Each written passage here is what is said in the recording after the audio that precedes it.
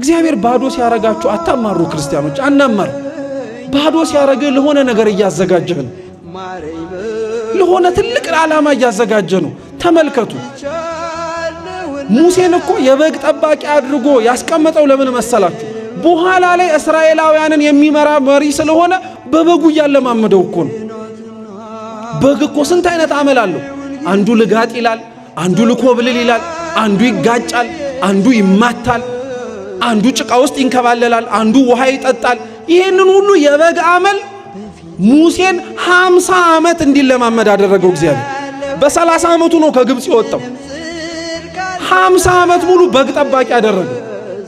50 ዓመት ሙሉ ይሄንን በግ ያስጠበቀው ግን ተዋርዶ እንዲቀር ስለፈለገ አይደለም እንደ በግ የመሰላቸውን ህዝቡን መጠበቅ የሚችልበትን ጥበብ በበጎቹ ሊያስተምረው ስለፈለገ ነው ታዲያ ዝቅ ማለት ሁሌ ውርደት ይመስላችኋል